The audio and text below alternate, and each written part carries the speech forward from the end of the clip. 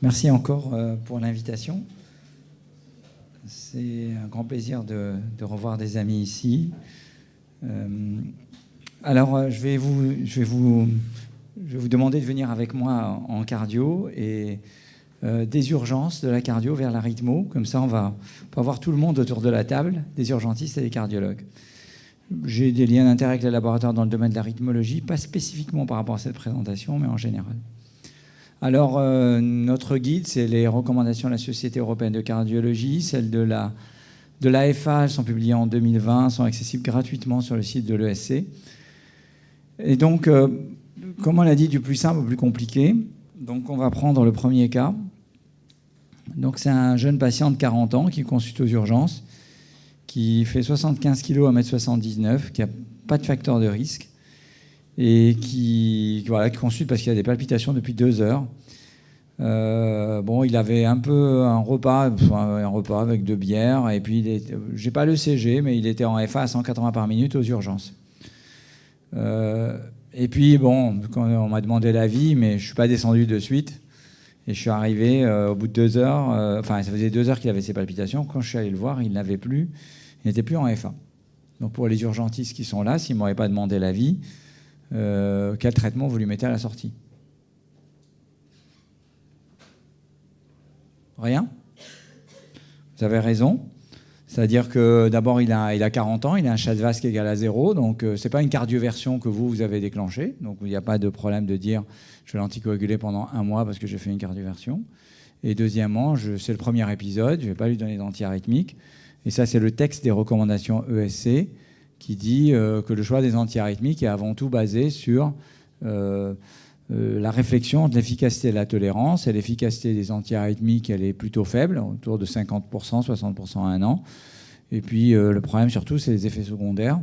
Donc en général, de toute façon, aux urgences, il n'y a pas d'urgence à débuter un antiarythmique. Je pensais bien qu'il soit revu, on peut le remettre dans le circuit cardiologique, mais dans l'urgence, je ne lui aurais rien mis, j'aurais laissé sortir. Pas de commentaire pour ce cas? Parfait. Donc, on va monter d'un degré supplémentaire. Deuxième étage. Donc, cette fois-ci, c'est une patiente de 45 ans qui consulte aux urgences ou prise en charge par le SAMU, peu importe. Voilà, ça, c'est le CG, je pense, aux urgences. Qui a juste un facteur de risque de tabagisme à 1 paquet par jour, qui n'a pas d'antécédent connu. Elle avait déjà fait des palpitations, mais c'est la première fois qu'elle vient parce qu'elle est particulièrement rapide. Et puis, vous enregistrez cette tachycardie. Là aussi, qu'est-ce que vous en pensez?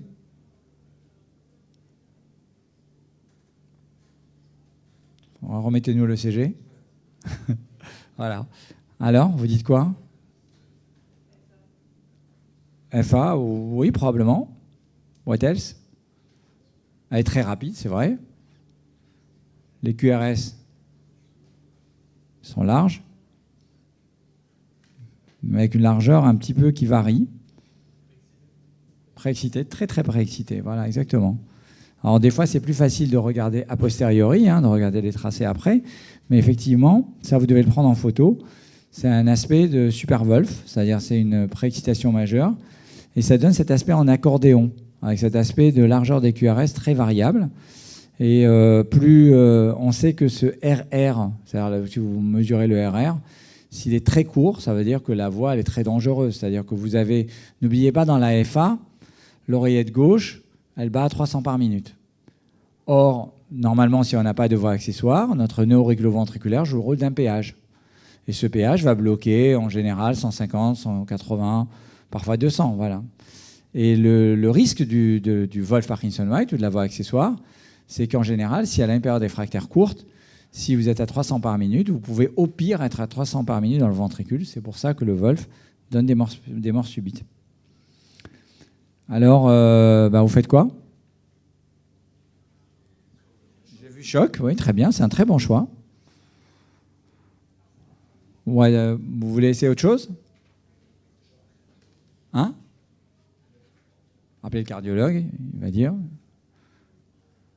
Le choc, c'est une des meilleures options. Alors, vous pouvez essayer un traitement qui est la flécaïne IV.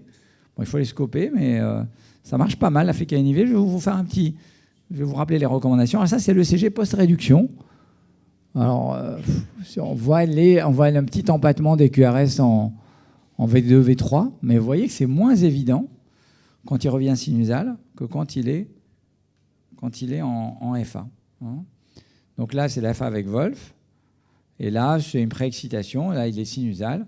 Donc là, pourquoi ils sont moins larges? Tout simplement parce qu'il conduit par les deux voies. Par le nœud auriculoventriculaire et par la voie accessoire. Vous pouvez même avoir un ECG normal. C'est-à-dire que la voie, sur un rythme lent, elle ne conduit pas beaucoup. Elle conduit essentiellement par le nœud auriculoventriculaire. Si vous voulez la dernière mise à jour sur le Wolf, il faut que vous alliez dans ces recommandations 2019 sur les tachycardies supraventriculaires. Vous trouverez dedans prise en charge des tachycardies jonctionnelles en urgence et pas en urgence, les tachycardies atriales en urgence, pas en urgence, les flotteurs en urgence, pas en urgence. Et donc, je vous ai mis ici la prise en charge des FA préexcités. Alors, celui-là, il est encore plus beau, le CG, hein, parce qu'il voyait que les RR en V2, V3, vous voyez, c'est très, très rapide. Donc, on sait que quand les RR sont en moins de 250 millisecondes, c'est sûr qu'il faudra aller cramer la voie accessoire, faire ce qu'on appelle une ablation, parce que la voie est dangereuse. Et donc là, on nous dit, voilà, vous pourriez me dire, bon, je vous ai décrit le CG, vous n'avez pas dit que sa tension était à peu près correcte, je devrais vous le dire quand même. Enfin, je pense que je vous aurais dit s'il n'était pas bien hémodynamiquement. Mais la règle, déjà, trouble du rythme mal toléré égale cardioversion. Donc là, on regarde comment il est, est-ce qu'il a des signes de choc, est-ce qu'il y a une hypotension, etc. Ce qui n'était pas le cas de ma patiente. Donc, en l'occurrence, cette patiente-là, moi, ce que je peux vous dire, ce que j'ai fait, c'est que, 1, je l'ai mise à l'USIC, 2, j'ai mis de la flécaïne, même si c'est un grade 2B. J'ai prévu l'anesthésiste, que je vais être amené à la choquer, parce que moi, je ne fais pas d'anesthésie générale, donc je vais appeler l'anesthésiste pour venir m'endormir. Donc, j'ai prévu l'anesthésiste pour dire, voilà, je mets une patiente un peu borderline à l'USIC. Si elle ne se réduit pas dans 20 minutes, 30 minutes, on va la choquer. Pour le moment, ça va, elle tolère correctement, mais peut-être qu'elle va se réduire. Bon, elle s'est réduite sans qu'on la choque. Donc, si je vois vraiment elle est en choc, j'appelle l'anesthésiste, on peut la choquer aux urgences. C'est en vert, c'est la classe 1. Et le reste, vous avez classe 2B. Vous voyez, il y a essentiellement la flécaïne. Hein. Alors, la cordarone a disparu de ces recommandations parce qu'on dit classiquement que la cordarone peut bloquer le nœud auriculoventriculaire en plus. Donc, elle pourrait accélérer un Wolf. Parce que vous ne voulez pas, alors surtout pas la digoxine, ça c'est sûr, surtout pas les bêta-bloquants, parce que dans ce cas-là, vous ralentissez le nœud et vous aggravez votre préexcitation. La cordarone, ils disent que ça ralentit également le nœud. Je l'avais déjà utilisé, ça ne s'était pas trop mal passé. Mais bon, voilà, dans les recos, maintenant, je pense que je ne l'utiliserai plus. Juste pour info, que dans ces recommandations, vous trouverez la prise en charge des préexcitations asymptomatiques. Alors là, vous avez l'aspect de Wolf joli avec en D2, le PR court, l'onde delta. Et en fait, l'onde delta, ce que vous voyez là, cet empattement du début du QRS, en fait, c'est le QRS qui naît de la préexcitation, de la voie accessoire. En fait, il faut imaginer que ce QRS, c'est la fusion de deux QRS. Un QRS qui vient par la voie accessoire, un QRS qui vient par le nœud, et ça vous donne cet aspect-là. C'est pour ça que quand vous êtes en super Wolf, vous avez des QRS très larges, parce qu'ils passent essentiellement par la voie accessoire. Donc la règle, c'est que maintenant, dans les préexcitations asymptomatiques, alors c'est un peu petit, mais en gros, soit vous êtes dans un métier à risque, pilote d'avion, militaire, policier, et c'est sûr qu'il faut les explorer, et il faut plutôt les ablater, même s'ils ne sont pas dangereux. Et soit vous n'êtes pas dans un métier à risque, on trouve une préexcitation comme ça, vous et moi, on fait un ECG, une préexcitation. Bon, on peut vous évaluer de manière non invasive, mais ça ne marche pas très bien, parce qu'on fait l'épreuve d'effort, on fait un holter. Si vraiment on voit que la voie, elle disparaît à l'effort de manière nette, on peut vous laisser tranquille. Sinon, on va vous explorer pour voir si elle est dangereuse. On va vous accélérer avec de l'isuprène, on voit si elle est dangereuse. Et à ce moment-là, si elle est dangereuse, on va aller la brûler par la radiofréquence. La radiofréquence, un peu, c'est le chaud. D'accord ? C'est un peu cuire par le chaud. C'est le même principe que le bistouri électrique. Et puis, dans toutes les recommandations, alors là, c'est dans les TSV, mais c'est valable partout. Moi, c'est une femme. Et en fait, chez les femmes, on devrait être un peu plus agressif que chez les hommes parce qu'on se dit, on veut qu'après, elles soient tranquilles pendant leur grossesse, en général. Ça, c'est une recommandation spéciale. J'ai une recommandation générale sur les tachycardies supraventriculaires, mais souvent, vous la retrouvez. D'accord pour le deuxième cas ? OK. Troisième étage. Une hôtesse de l'air. Une très mignonne hôtesse de l'air de 40 ans qui faisait le Paris-Vancouver sur Air France. 58 kg, 1m74, pas de facteur de risque. Et un jour, le SAMU nous l'amène. Elle était rapide, à 200 par minute. Puis quand même, elle est jeune, 40 ans, elle était en OAP, elle a eu 1 heure de VNI quand même, tu vois, elle était en désaturation, tension correcte, elle était en insuffisance cardiaque. À fraction d'éjection préservée, je peux vous le dire déjà, parce qu'on peut jeter un coup d'œil à l'écho, puis même maintenant, dans le SAMU, vous jetez un œil à l'écho. Mais là, c'était 2014. Je ne sais pas s'il y avait le fast écho déjà à ce moment-là, mais je vous l'ai mis exprès l'année, parce que déjà, ça veut dire que ça donne une idée des recommandations qu'on avait à la période. Bon, l'ECG, c'est celui-là.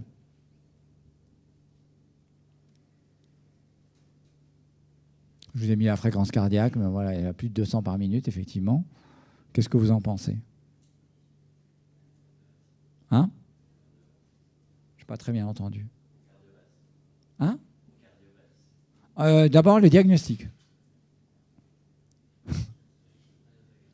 Hein? Elle est rapide, elle est très rapide. C'est QRS fin, donc elle est supra-ventriculaire. Elle est très légèrement irrégulière. Alors, vous pouvez dire, j'hésite, je fais quelque chose. Si vous hésitez entre une tachycardie autre et une FA, vous faites quoi? Hein? Parfait, très bien sûr, tu as le droit, ça marche très très bien. Tu peux faire une ampoule de striadine, tu peux faire les manœuvres vagales, ou une ampoule de striadine ou de crénosin, très très bien, j'accepte. Seule contre-indication, c'est l'asthme. Bon, s'ils ont des sténoses carotidiennes, vous ne leur faites pas le massage carotidien. Vous faites une striadine. Si c'est une FA, qu'est-ce qui va se passer? Elle va se ralentir, peut-être quelques secondes uniquement, hein, mais ça vous suffit. Donc vous faites le D2 long et vous vérifiez qu'elle se ralentit. Soit vous dites, bon, quand même, elle est légèrement irrégulière, mais elle est irrégulière. Et vous dites quand même c'est de la F1. Bon, mais c'est pas faux, ça ne me choque pas du tout. Il n'y a pas de problème, on peut faire de la striadine. Mais ça ne va pas la réduire si c'est une FA. Donc la question, le collègue, il disait, je vais la cardioverser. C'est-à-dire que tu disais cardioversion électrique. C'est-à-dire que tu appelles l'anesthésiste pour la choquer. C'est ça? Parce que tu dis FA mal tolérée. D'accord. Alors, FA mal tolérée, je ne sais pas si j'ai une slide dessus. Ah, je l'ai là, voilà, justement. Voilà, ça c'est les recommandations ESC 2020. Et donc on dit la cardioversion électrique en urgence est recommandée en cas d'instabilité hémodynamique aiguë ou aggravée. Et puis, si le patient FA instable hémodynamiquement, on peut faire de l'amiodarone pour contrôler dans l'aigu la fréquence cardiaque. Voilà ce qu'on me dit. Hein, d'accord. En pratique, moi je dis la cardioversion, enfin le choc électrique, on va dire, le cardioversion électrique, je le fais quand je suis en train de mourir en FA. Donc pour moi, un OAP en FA, je vais essayer quand même de le ralentir, je vais essayer de traiter l'OAP, et le plus souvent, ça passe. Donc c'est exceptionnel, sauf cas très particulier, une cardiopathie très hypertrophique, qui fait que vraiment il n'aime pas la FA, ou vraiment une cardiopathie très hypokinétique, où il n'aime pas du tout la FA. Souvent, premier abord, vous pouvez les ralentir, diurétique, dérivé nitrate, ce que vous voulez, et ça passe. Donc là, elle a eu de l'amiodarone. Elle a eu une écho à l'entrée, elle avait une fraction d'éjection normale, elle avait une oreillette gauche normale, son premier épisode de FA. Elle a été régularisée après 2 jours d'amiodarone.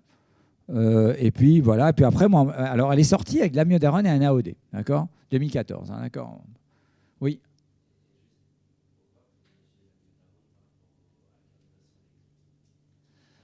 Alors d'abord, c'est culturel probablement, c'est-à-dire que quand tu es en Pologne, tu as des chocs électriques aux urgences pour moins que ça. D'accord? Voilà. Non, mais je ne suis pas pour critiquer les Polonais, hein, c'est très bien. Et je pense que ce n'est pas faux. Mais je pense que culturellement, en Europe, on essaie toujours de s'en sortir avec les médicaments. Ce que je peux te dire d'expérience, c'est que le plus souvent, on arrive à les ralentir facilement. Et bon, voilà, c'est une histoire d'une demi-heure ou d'une heure, on va vite voir ce qui se passe. On a le temps de voir venir. Tout à l'heure, sur le Wolf, j'ai appelé l'anesthésiste. Je n'ai pas été amené à le choquer, mais j'étais prêt à le choquer. Comme quand tu as une TV rapide, j'appelle l'anesthésiste. Quand c'est une FA, en insuffisance cardiaque, ce qui est quand même assez banal et on en a plein. Bon, après, les jeunes, elle est décompensée par ça. Je la ralentis, je peux mettre des bêta-bloquants. Bon, là, je ne sais pas si j'aurais mis de l'amiodarone vraiment. J'aurais peut-être mis des bêta-bloquants, de la digoxine, et bien sûr, j'aurais anticoagulé. Et je n'aurais pas appelé l'anesthésiste tout de suite. J'aurais dit, je vais voir ce qui se passe. Voilà.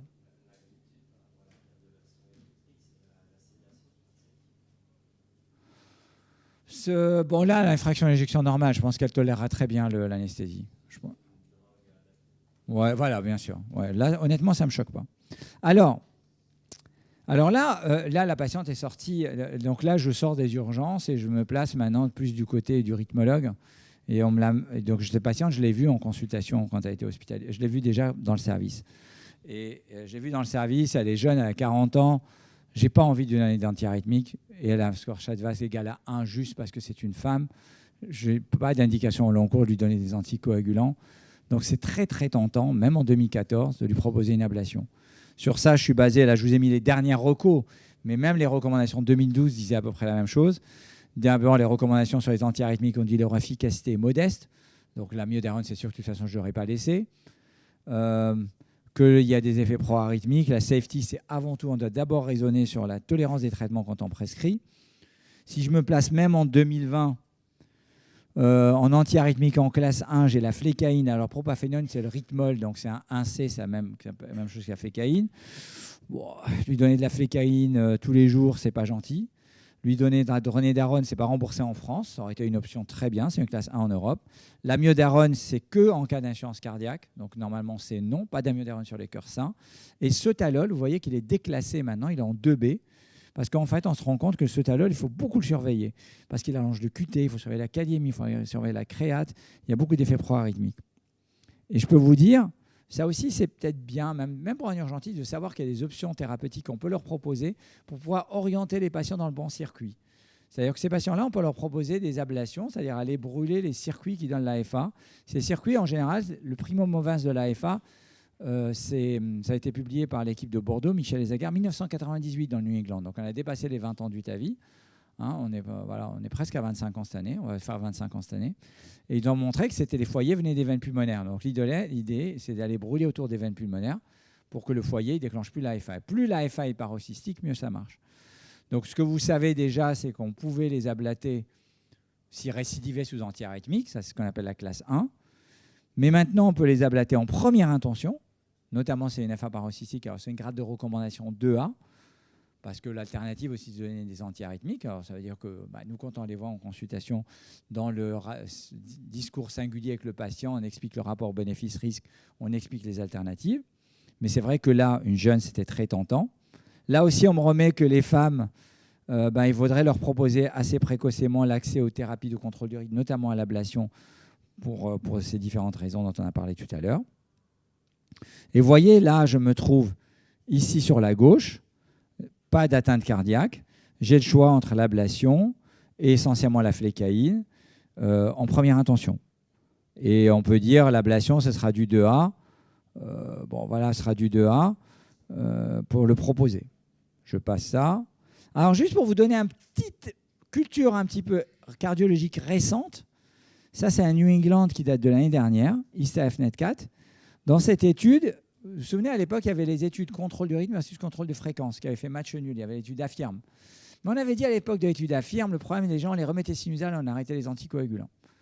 D'autre part, peut-être qu'entre-temps, on a d'autres antiarythmiques. On a la dronédarone aussi qu'on n'a pas en Europe, qu'on n'a pas en France, plutôt elle est en Europe. Et puis d'autre part, on a l'ablation. Donc qu'est-ce qu'ils font dans cette étude? Ils randomisent des patients qui ont une FA, on va dire, qui date d'1 mois. Un groupe, ils leur font une stratégie de contrôle du rythme précoce, essentiellement par antiarythmique. Et un groupe, ils leur font une stratégie de contrôle de fréquence. Enfin, une stratégie qu'ils ont appelée usual care. C'est quand même une étude qui inclut 2800 patients. Donc ça donne quoi? D'un côté, traitement de contrôle du rythme, vous avez beaucoup d'antiarythmiques et à peu près 20% qui vont avoir de l'ablation de l'AFA. Et de l'autre groupe, vous avez peu d'antiarythmiques, vous avez 7% d'ablation de l'AFA, mais essentiellement, c'est des bêta-bloquants et des digitaliques. Et le critère de jugement, c'est un critère dur, qui est le critère qui combine décès cardiovasculaire, AVC, hospitalisation pour insuffisance cardiaque et pour SCA. Et vous voyez que le critère est significatif, y compris les décès cardiovasculaires sortent. Juste pour vous donner également une petite culture rythmologique, c'est que les rythmologues aussi se sont amusés actuellement à faire des études randomisées en première intention de l'ablation de l'AFA. Là, c'est une étude qui a fait New England en fin d'année dernière, qui s'appelle EARLY-AF. Et dans EARLY-AF, ils ont pris des patients qui ont une FA symptomatique et ils les ont randomisés avec un groupe l'ablation en première intention, un groupe les antiarythmiques de première intention. Genre mon ATS de l'air, je dois décider si je mets un antiarythmique ou je l'ablate.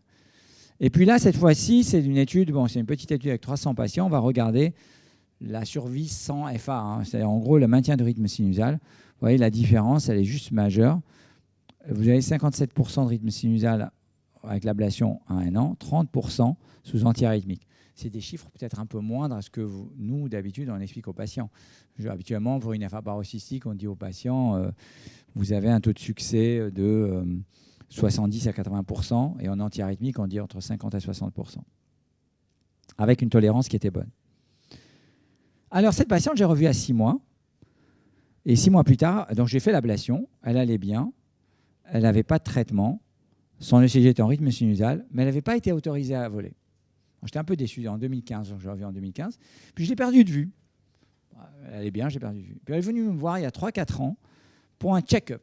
Elle allait très bien, elle revole, elle refait le Paris-Vancouver, et elle n'a pas d'antiarythmique. Donc c'est super, pas d'antiarythmique, pas d'anticoagulant, c'est une bonne histoire. J'arrive presque à la fin, je vais peut-être rajouter ce petit cas, juste pour aussi passer quelques messages. Alors lui, c'est un patient de 40 ans, profil complètement différent de l'hôtesse de l'air. C'est le patient négligé. C'est un patient qui est livreur en voiture dans Paris, diabétique, obèse, un BMI à 42, hypertendu, il avait déjà une bithérapie, et puis qui vient pour l'OAP. Pas connu comme ayant une cardiopathie, il n'avait jamais fait de bilan cardiologique, et il a fait l'OAP, il arrive en VNI, 40 ans quand même, tu vois, et à l'écho, il a 25% de fraction d'injection. Pas ma patiente hôtesse de l'air qui avait une fraction d'injection normale, il a 25% de fraction d'injection, il est en FA 180. Pareil, tu vas me dire, est-ce que j'ai fait la cardioversion ? Je t'ai dit, la tension, elle est conservée. J'ai fait de la VNI. Au bout d'1 heure, 2 heures de VNI, ils vont mieux. Je n'ai pas fait de la cardioversion en urgence. Je l'ai uniquement ralenti. Je pense que j'ai fait digoxine en urgence. En première intention, si ça ne va pas, j'aurais mis de l'amiodarone. Il s'est amélioré très vite. Au bout de quelques jours, on l'a bilanté dans le service de cardiologie. On lui a fait la choro, elle était normale. On a ralenti sa FA. Et sous traitement, avec ralentisseur, il n'était pas en sinusal. Il avait une FE à 45%. Donc on peut dire que vraiment la FA l'a aggravé, puisqu'il passe de 25 à 45%. Alors ce patient, on lui a proposé l'ablation de FA. Et là, dans les recommandations, on est en classe 1. Parce que dans l'insuffisance cardiaque, on peut proposer l'ablation de FA en première intention dans l'insuffisance cardiaque à fraction d'injection réduite pour corriger cet asynchronisme, pour corriger le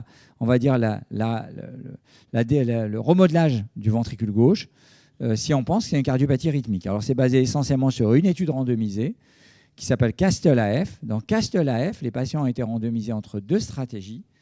Une stratégie qui est, d'un côté, on fait de l'ablation. On peut faire plein de choses, mais PVI, c'est l'isolation des veines pulmonaires. C'est essentiellement PVI, mais on peut faire ce que vous voulez. Vous verrez vos rythmologues, ils peuvent vous faire plein de choses dans l'oreillette. Aller brûler plein de circuits anormaux, plein de fers de ligne, etc. Et dans un autre groupe, on leur donne des traitements. Ça peut être les chocs électriques, des antiarythmiques, des digitaliques. Alors attention, j'aime bien cette figure, parce que sur la gauche, vous voyez, ils ont screené 3000 patients pour en inclure 400. Ça veut dire que toutes les FA en insuffisance cardiaque ne vont pas finir en ablation. C'est-à-dire que voilà, il y a peut-être 10-15% de ces patients-là qu'on va ablater. C'est-à-dire qu'on aura sélectionné nos patients.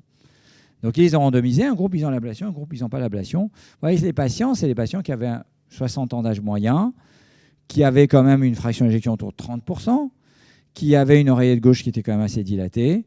Et 70%, c'était des FA persistantes. Ce n'était pas la paroxystique de l'hôtesse de l'air. Et 30%, c'est des FA persistantes prolongées. C'est-à-dire qu'ils étaient en FA depuis au moins 1 an.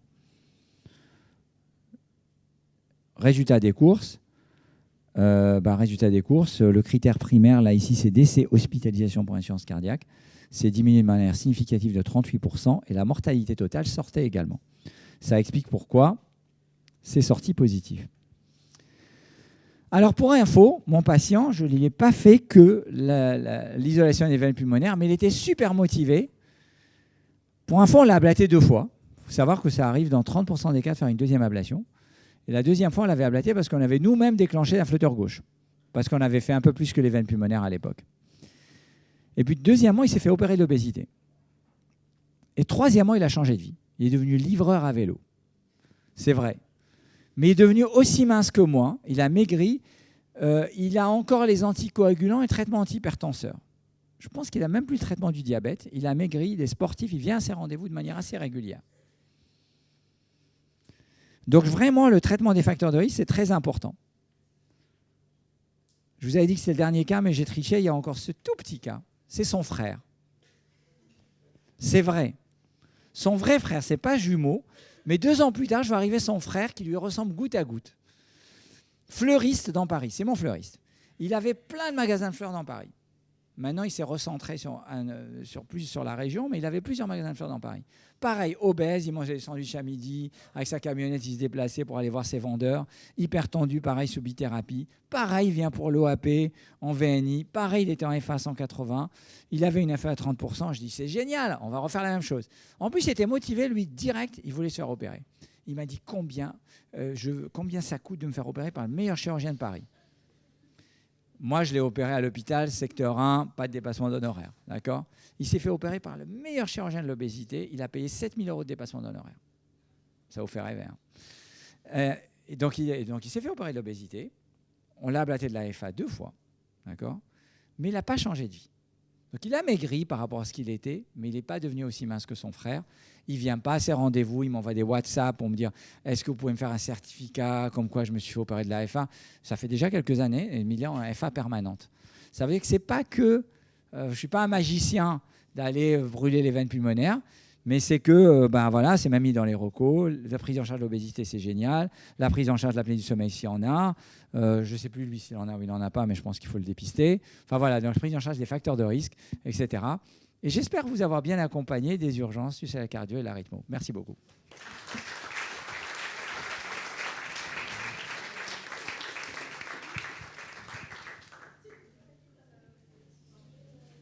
Il faut allumer. Il faut allumer le micro, à mon avis. Est-ce qu'il y aurait des questions ? C'est une question d'urgentiste. Dans la prise en charge par les urgentistes d'un OAP sur FA rapide, tu as présenté les deux cas. Réduire le rythme ou faire de la cardioversion médicamenteuse, digoxine ou cordarone. Sur quoi tu te bases pour faire le choix ? Moi, je regarde, est-ce que vraiment la tolérance hémodynamique, pour moi, c'est pas que l'OAP. Et en gros, en première intention, j'essaye de les... Alors, le Wolf, c'est particulier parce qu'on peut presque rien mettre. Donc celui-là, il n'y a que la flécaïne et rien. Hormis le Wolf, s'il y a une tension qui est à peu près correcte, ils sont toujours en OAP, un peu en VNI, etc., je mets digoxine en premier.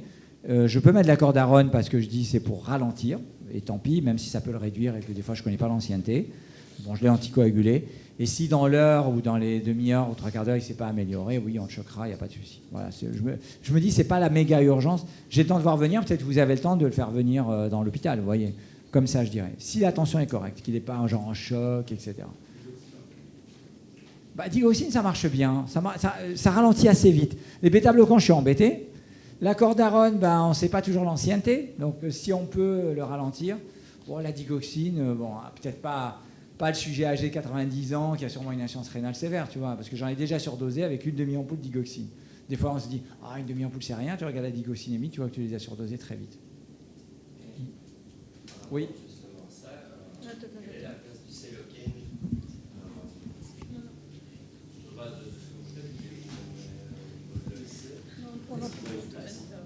Les bêta-bloquants le Célocaine. Les bêta-bloquants en urgence. Moi, juste ce qui me gêne, c'est quand ils sont en insuffisance cardiaque, c'est de leur donner un bêta-bloquant.